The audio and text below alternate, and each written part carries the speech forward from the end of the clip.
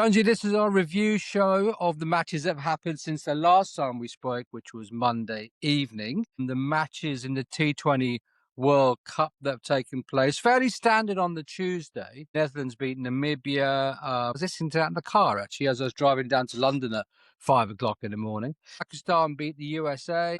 What else happened? New Zealand beat the UAE. So all fairly standard there. No shocks that had ever been predicted or seen there. But then we had yesterday, and it's one of those days, isn't it, that shows how exciting T20 can be. We talked about it as being the great leveler, if you like, last time. And I don't know how much of it you saw, but we're going to spend a bit of time talking about England, obviously. But let's start with South Africa versus Afghanistan. It went to a super over. Did you get to see much of it? Did you sort of see the highlights afterwards? I've seen the highlights of the back end and especially Rabada's final over where he managed to, no balls, wides, and then that six. So it just shows again the beauty of the expanded version and having some of these teams. Fair enough, Afghanistan are a good side, but yeah, that's the beauty of T20. T20 brings teams closer together, in my opinion. You get less of the 50 over where it's the stronger nations mostly dominate. 20 just brings everyone that little bit closer together. Yeah, and that's the group of death, as we said, South Africa, New Zealand and Afghanistan. Afghanistan have played the two big sides, the other two big sides in that, and lost both of those games in tight finishes both times. So you would suggest that it's now really South Africa and New Zealand who are firm favourites to go through from that group. You know, things can change, but they've got the lesser countries, if you like, to play now. And they've got to play each other, obviously, but fundamentally, you'd think that group now has got New Zealand and South Africa going through. Australia opened their tournament by comfortably beating Ireland by 60-odd runs, 67 runs, I think it was. We spoke about Australia all winter, so I don't intend on starting on them now. So that does leave us. There's a game going on here. I've just got my screen on where India are playing Namibia. India are 197 for 4 against Namibia as they're coming towards the end of that. So they're going to comfortably get over 200 and no problems there. And obviously they've got Pakistan to come up on Sunday. Right. I bravely said England is going to win the T20 World Cup by beating India in the final. And to help me along my way, they got beat by the West Indies. Did you see much of it? Did you follow what happened in the end? No, well, that one, no. Well, I do have work to do, mate. And so that one probably works, unfortunately, getting in the way. But it just, I remember, if I'm to give myself a pat on the back here, I do remember talking about the fact that West Indies are specialists at T20s and a lot of their players, this is the format that they travel the world playing, and it showed. Yeah, you did say that. Yes, thank you. And they're you also said Australia can't play spin, but we'll gloss over that. Well, so but yeah, so I think from what I've sort of seen and read and listened to a bit on radio as I'm travelling around a bit, is that England got themselves in positions of which they could have kicked on, but then managed to either lose wickets and when you're chasing, I think they got 197, didn't they? The West Indies 196, yeah. So that's a tough total. You need things to go your way, and you need batters, instead of getting caught on the boundary a bit like Joss Buttler did, you need that to clear. So you do need things going your way. But I think England had opportunities, but it's a bit, in T20 it doesn't take much for it to turn around, and then when you're going at nearly 10 runs and over all the way through, it's a difficult challenge from the start. But West Indies may have put their hand up as being a bit of a dark horse. Yeah, exactly. Rutherford 76 or 42 sometimes shows, doesn't it, that someone can have a Brahma and that lifts the total up to something that England failed to chase. I mean, a few people got starts. Salt, Butler, as you say, Jacob Bethel lower down, Sam Curran 43, regular wickets sort of falling all the way along. Oh, and there was opening stand was 38, then 74, 85, 90. So every 30, 40 runs. And then there was a sort of a bit of a collapse in the middle where England lost about 5 for 30, and which obviously meant then that, that game was done. But yeah, great for the West Indies. And again, England, the Nepal game, and again, Nepal have been hammered by Italy today. But the Nepal game, they looked shaky. They got over the line. It was tense for everyone watching. and then they've lost to a West Indies side.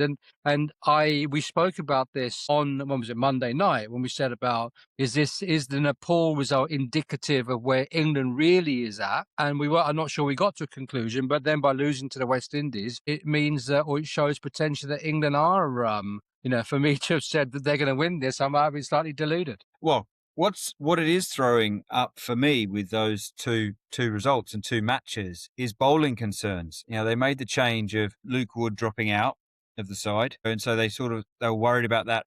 So for Nepal to get the runs in the manner that they did, and then for West Indies to nearly get 200, it's not the batting concerns I have. It's bowling, because you need to defend your totals, or you need to restrict.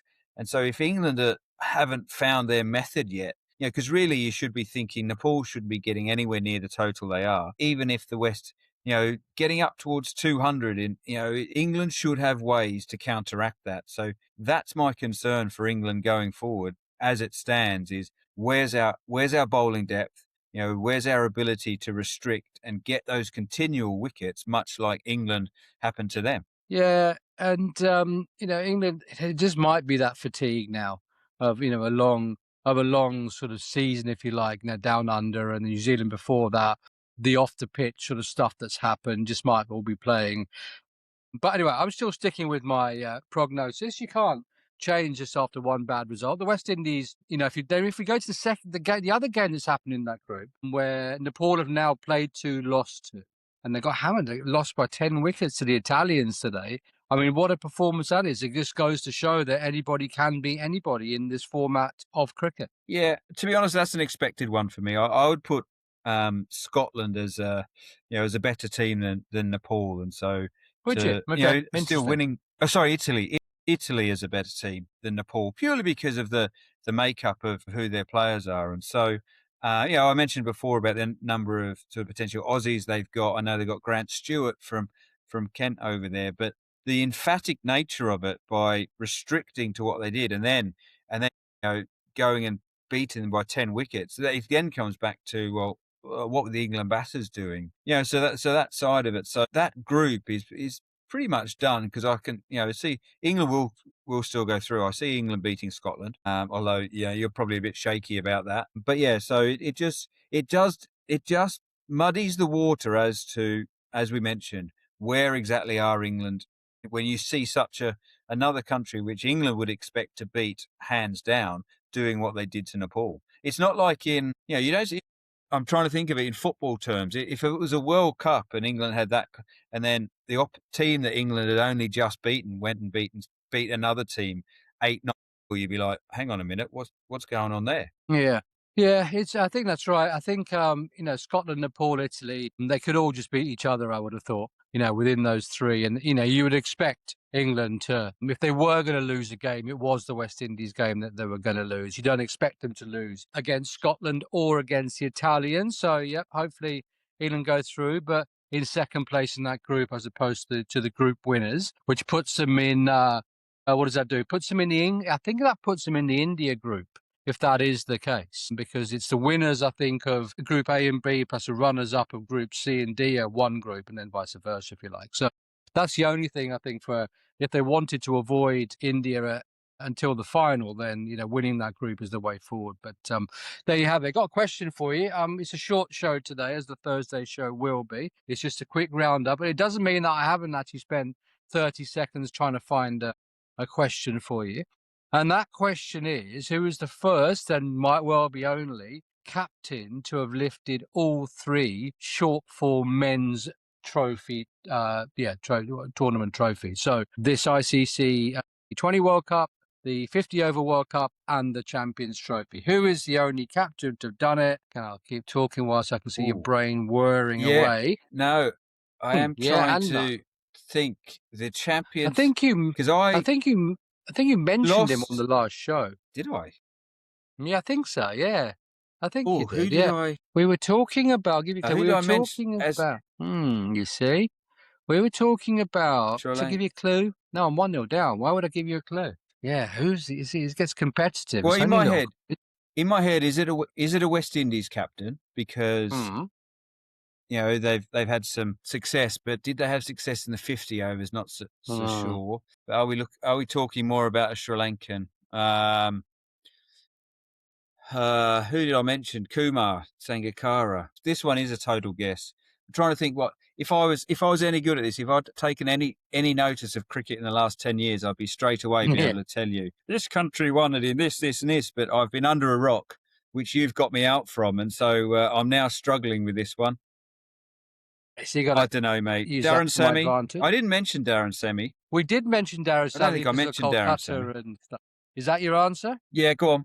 Yeah. The answer is MS Dhoni. In MS Dhoni. Dhoni. Well, 2007. Darren Sammy is such a bad answer. That's just horrific from me. Because you were under pressure. Like this is a running bloke who's around won the and Ashes. then you just. No, it's played just took rushing around here and that's it. So you just need to get your brain back into cricket. That's what needs to happen. Yeah, MS Dhoni. Anyway, what else has happened?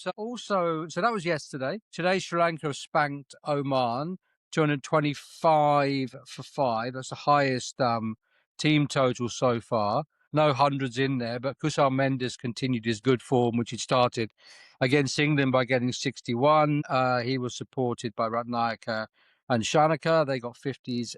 So that's Sri Lanka ticking along there. Yeah, Nepal, Italy. Now we have spoken about it. Go on. I was going to say it just throws up an interesting one with England again coming back to it because New Zealand played. That was the UAE the other day, wasn't it? And their opening batters absolutely went off like a train and kept going and won that one extremely easy. And so with those other countries getting those easy wins, it's you could go both sides, couldn't you? And say, well, have they really been tested yet? But their batters are getting confident success, whereas you can almost say with England having the struggles they might be having to work out a few more things. So when it comes to the crunch, they've been put in situations which they've had to work out, been harder compared to these teams which have just cruised through. It's a difficult one to decide which side of the fence you'd like to be on. Do you think in that team that England put out, they just made one change?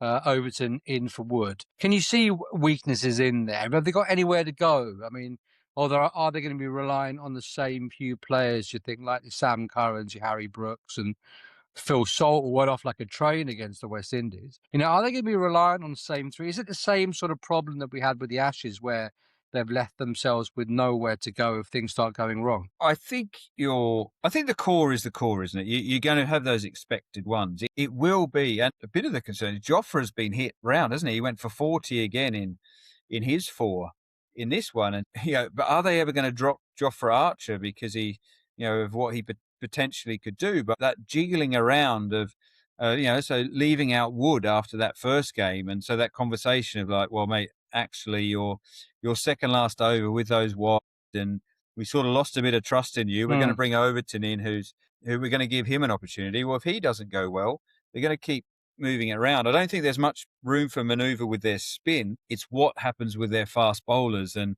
they haven't settled on who their best fast bowling group is. Yeah, I think Curran bowled magnificently to get the win the other day. So I think he's a banker, but then you've then got to look at Jofra is probably going to play every match, but at what point, if he keeps getting whacked for 40 and 50, do they say, listen, have a rest? We talked in the Ashes, we spoke about the need for county cricket to provide the test players. How much of this squad do you think is derived from the winners of the 100 or winners of the the T20 Blast, or is it a case of you're good enough to play more than one format, we're going to give you a central contract and therefore you're going to play as we need you to? Well, I suppose the thing to ask is how many of these guys have got contracts, like white ball contracts. I think Woody's probably one who's made his way up from his performances in the 100. Yeah. Okay. Yeah. Fair. Yeah. And Overton likewise, he's done well in the T20 and then in the 100, and he goes over and plays in the Big Bash and does well over there, doesn't he? But the rest of them, you could sort of look at, Adil Rashid's been doing what he's been doing for quite a long time now, and then the other guys have just been around, haven't they? And part of that makeup. So As to how many actually work their way through, not many, not many. I suggest there's guys that they've had eyes on for quite a while. You Yeah, think I'm of trying to Liam sort of see Dawson? who. He's been operating for years. Yeah, That the last team, Dorse hasn't forced his way in through what he's done recently in the 100. He's done it through 15 years of county cricket play with dabbling in and out of England. who won? Somerset won the Blast, didn't they, last season? Is that right? I think they did. I don't know how many. Tom Banton's Yeah. obviously a Somerset player. He's in that side, but that's basically it. So that was my question, really. I mean, I think the finals. I know Hampshire got to the fight to finals day, but I'm not sure the other team were. So yeah, I'm just not sure how much of winning or a domestic competition lends itself towards you getting an international selection in the same format. And you have got players in there who haven't had much success domestically, maybe, but have still got to call up to the international side. So anyway, that's let's just see whether that's actually factually true or not. You never know. It might have just made it all up. Yeah. Probably not. Yeah, exactly. Right, India have just finished their innings against Namibia, and they got 209 for 9, which I'll be disappointed with, I think, given the fact they went off like a train. But they're unlikely to lose this match. So what we got coming up over the next few days to look forward to, big games coming up. Australia Zimbabwe might be quite interesting, given the fact they both won their first games. USA Netherlands tomorrow. Do you see anything exciting happening on either one of those two games? Not really. I think with the way that the winds have gone for the main nations, they're becoming these sort of days where you look at and these guys are just playing for sort of a hey, I hate it, but playing for a bit of pride and enjoying being at the World Cup because I don't see any. The UAE got absolutely thumped, didn't they, by New Zealand? Yeah. So yeah, no, I think tomorrow's match. We mentioned that Zimbabwe could do. Well, I thought Zimbabwe might Yeah, do that's the Sri something, Lanka but group, I isn't think it? against the power of us, yeah, my expectation is Australia will be far too strong, but Zimbabwe could give them a bit of a close run for their money. So tomorrow is a bit of a one where it sounds horrible. I'm not too bothered about the Canada UAE or the USA Netherlands match, and a bit of an eye on how much Australia go against New Zealand. Against Zimbabwe. Yeah, so Zim Sri Lanka is going Zimbabwe, to be the sorry, yeah. one after that. And then on Saturday, England Scotland, and we expect England to win that. And then the big one to probably who's going to top Group D, that's New Zealand, South Africa. Any leanings that way? I think New Zealand are the top seed in that group from my memory. Yeah, the way New Zealand, their batters played the other day, and then the wobble that South Africa had and scraped through. I'd put, I'm leaning towards New Zealand there. Probably they're my favourites, and then being the top seeds as well. So that's where I'm going with that one. And then on Sunday, the big match is India-Pakistan, obviously. It's going to be a thumper down in Colombo. Pakistan, you just never know, do you? They might be so pumped after everything that's happened to them that they're going to, really come out and give India a great game, or it's going to go the other way, right? It's going to be like dramatically the other way. I don't think it's going to be I can't see anything that's particularly tight, is what I'm saying. I think my prediction is that whoever wins is going to win big. Yeah. For India, it's a big match. There's no doubt about it, India-Pakistan, but you're right. Pakistan are coming into that with a bit of potential where they can use to give them that boost, a bit of sort of, they can call on it. They, if you're in the changing rooms, there might be articles up there in the changing rooms that, about all the recent stuff and the fact that their presidents allowed them to play. So they're almost playing for that honor. And so I think Pakistan have got far more of a backstory, like you mentioned, and more reason to be up for this match. India, yes, it's a big match, but it's sort of just a World Cup match for them. So that side, but also it'd be quite nice if Stewie's lot, Nepal, did a bit of a job on the West Indies, wouldn't it? Yeah, that'd be nice, wouldn't it? Yeah, my predict. Yeah, with yeah, England, exactly. but I can't see it happening. But no, West Indies look good, didn't they? What have we got then? Oh, that's the other game on Sunday. Monday, England play Italy, which in football would be a great game, but I think England will absolutely hammer the Italians. Australia, having played Zimbabwe, will now then play Sri Lanka. You'd think that that's basically Australia winning and going through, so that's them done, which then leaves Sri Lanka to play Zim later on in the week. We will record on Monday, and then that means we don't. Yeah, that means the one we do not talk about is the Tuesday games because we release it on a Wednesday. So there's nothing really to talk about on Tuesday, mate. New Zealand play Canada, Ireland play Zimbabwe, Scotland play Nepal, and that's kind of coming towards the end of the group stages. So yeah, there's been. What do you think from a shocks perspective? I guess would you say Italy Nepal's a shock or not? Sorry, mate. I just had my head of business come in and want to introduce me to a new teacher we've got joining us. Can you go again? No, I want to know more about this new teacher more than anything else. A trainee teacher, yeah. Why I'm being involved in the chat, and when I'm an imposter Exactly. anyway. But yeah, so that's my next scheduled meeting is to have a chat to this lady who would like to come and get some experience. Maybe she can join. Working with me in a business classroom. Well, maybe she can help Patch and Jago with your appalling performances at answering my quiz questions, which is 1-1, by the way. And that, given the fact you've got to actually go do some proper work, and I'm going to see how Namibia do in their reply against the Indian score of 209 for 9, is where we'll end this short Thursday show. Jonesy, I will speak to you on Monday. See you, mate. Hey, mate. Look forward to it. See you, mate. Bye. So thank you for watching this episode of Close of Play. We hope you enjoyed it. And if you did, please like and subscribe on YouTube and Spotify and Apple. It helps us a lot to get more content out there, more reach, get the algorithm working in our favor a bit. And we look forward to seeing you next time.